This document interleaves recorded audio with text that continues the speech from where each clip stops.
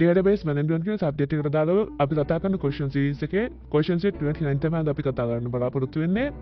මේකෙදි අපිට කරන්න තියෙන්නේ අපිට මේ දීලා තියෙන ප්‍රශ්න වලට අදාළ උත්තර ටික හදාගන්න එක queries විදියට. අපි මේ වගේදී all මේ queries හදාගන්නේ ඒ වගේම කොහොමද වැඩ කරන්නේ කියලා අපේ software එක open කරගෙන කතා කරමු. මේ විදිහට මම අපේ software එක open කරගත්තා. අපි අපේ පළවෙනි ප්‍රශ්නේ ඉඳලා මේ ප්‍රශ්න ටික කතා කරගෙන යමු. පළවෙනි ප්‍රශ්නෙන් අපිට කියලා තියෙන්නේ සියලුම සිසුන් සඳහාගත්ත ලකුණු first term එකේදී අරගෙන දෙන්න කියලා integers විදිහට ඒ කියන්නේ දශම සංඛ්‍යා නැතුව අපි බලමු ඒක කොහොමද අපි අදාගන්නේ කියලා. මේ තමයි ඒකට අපි පාවිච්චි කරන query එක.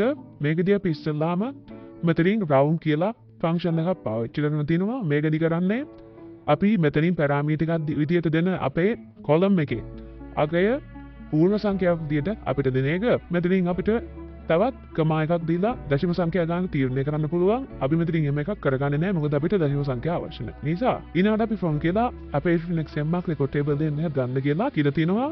ඊළඟට අපි මෙතෙන්ට අපේ exam term table එක join කරගන්න කියලා තිනවා. අපිට මෙතනින් condition එක දෙන්න ඕන නිසා ඊළඟ අපි condition එක විතර first term කියන එක දීලා තියෙනවා. මේක තමයි අපි මේ query එක හදාගන්න තියෙන්නේ. අපි මේක run කරගමු. මෙන්න රන් කරගත්තාම ඔයගොල්ලෝ බලා ගන්න පුළුවන් අපේ first term මේ students ලගේ ඔක්කොම marks ටික අපිට හම්බ වෙනවා. ඒ හැම එකක්ම තියෙන්නේ integers විදියට. මේ තමයි අපේ පළවෙනි ප්‍රශ්න උත්තරේ. දෙවෙනි ප්‍රශ්නෙන් අපිට කියලා තියෙන්නේ first term එකේ mathematics subject එකට students ලගත්ත average එක දශම සංඛ්‍යා දෙකකට අරගෙන දෙන්න කියලා අපි ඊළඟ බලමු කොහොමද අපි හදාගන්න තියෙන්නේ කියලා. ඉස්සෙල්ලාම අපි select කියලා තියෙනවා. ඒ වගේම ඉස්සෙල්ලාම අපි round කියන function එක තමයි මෙතනින් පාවිච්චි කරන්න තියෙන්නේ. ඒ round කියන function එකේ මම කලින් කිව්වා වගේම අපිට values දෙකක් එහෙම නැත්නම් parameters දෙකක් දෙන්න පුළුවන්. පළවෙනි විදිහට අපිට දෙන්න ඕනේ අපේ value එක එහෙම නැත්නම් අපි value select කරන column එක. ඒ value එක විදිහට අපිට දෙන්න තියෙන්නේ අපි මෙතනින් දීලා තියෙන්නේ average කියන එක. අපි මෙතනින් average කියන function එක පාවිච්චි කරලා අපේ exam mark record table එකේ mark කියන column එකේ average එක ගන්න තියෙනවා. ඒ එන value එක අපි මෙතනින් දෙන කියලා දීලා තියෙන නිසා අපිට දශම සංඛ්‍යා දෙකකින් තමයි එන්නේ. අපේ average දෙකේ සහ දෙක කියන එක මේකේ values විදිහට තමයි round function එකේ වැඩ කරන්නේ. ඊළඟට student exam mark record කියන එකෙන් ඒක අරගන්න කියලා තියෙනවා. ඊට අමතරව exam term සහ subject කියන දෙකත් ඒකට අපි join කරගෙන තියෙනවා.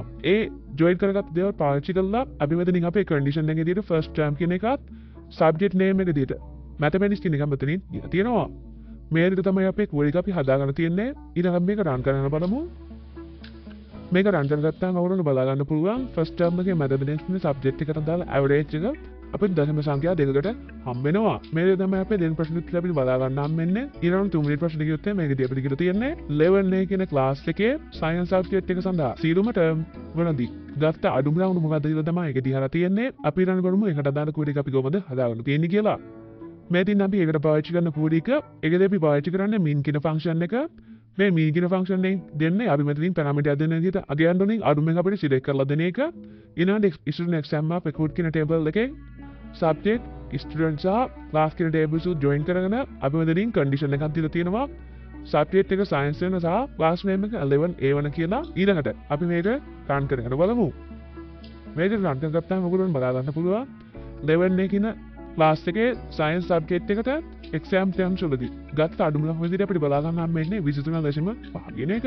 මේක තමයි අපිට අපේ තුන්වෙනි ප්‍රශ්නේ උත්තරේ බලා ගන්න හම්බෙන්නේ. ඊළඟ හතරවෙනි ප්‍රශ්නෙන් අපිට කියලා තියෙන්නේ අමන්දා මොසස් කියන ස්ටුඩන්ට් ගේ mathematics science දා single literature ඒ කියන්නේ සියලුම subject වලට ගත්ත ලකුණු වල average එක හොයලා දෙන්න කියලා second term එකේ. අපි බලමු ඒකට අදාළ query එක අපි කොහොමද හදාගන්න තියෙන්නේ කියලා. මේක තමයි අපිට ඒක බලා ගන්න හම්බෙන්නේ. ඒ වගේම මේ තමයි ඒකට අදාළ query එක. මේකද අපි AVG මන්තන් average කියන function එක පාවිච්චි කරන තියෙන අපේ mark එක දීලා ඊළඟට student exam mark record කියන table එකට exam term student සහ class ID කියන ඒවා join කරගෙන තියෙනවා. ඊළඟට අපි මෙතනින් අපේ condition එක විදියට අමන්දා මොසස් කියන එකත් second term කියන එකත් දීලා තියෙනවා.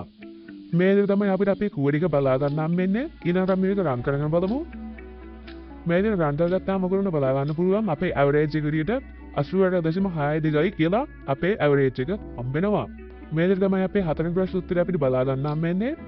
ඊළඟට පස්වෙනි ප්‍රශ්නේ කිව්වොත් එහෙම ඒකදී අපිට කියලා තියෙන්නේ සියලුම subject සඳහා second term එකේ level එකේ students ලා ගත්ත marks වල average එක දශම සංඛ්‍යා දෙකකට හොයලා දෙන්න කියලා අපි බලමු. ඒකට අදාළ query අපි කොහොමද හදාගන්න තියෙන්නේ කියලා. මේකෙදිත් අපි round කියන function එකම පාවිච්චි කරන්නේ.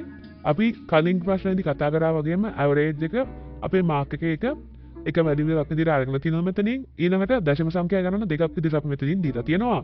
ඊළඟට අපි මෙතනින් අපේ student exam mark table එකට exam term students සහ class කෙනෙක්ව join කරගෙන තියෙනවා. ඊළඟට අපි මෙතනින් අපේ condition එක විදියට class එක 11A කියලා term එක second term කියලා දෙන්න තියෙනවා. මේ විදිහට තමයි අපේ code එක අපි හදාගෙන තියෙන්නේ.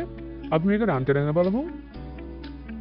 මේ විදිහට run කරගත්තාම ඔයගොල්ලෝ බලා ගන්න පුළුවන් 11A කියන class එකේ second term එකට අදාළ සියලුම subject එක average එක විදිහට අපිට බලා ගන්න හම්බෙන්නේ 76.5 කියන එක. මේ විදිහට තමයි අපේ passing perfect උත්තරය අපිට බලා ගන්න හම්බෙන්නේ. ඒ වගේම මේ තමයි අපේ question set 29 එකට අදාළ ප්‍රශ්න වලට උත්තර ටික. අපි question set 30 එකත් එක්ක ඊළඟ වීඩියෝෙදී හම්බෙමු.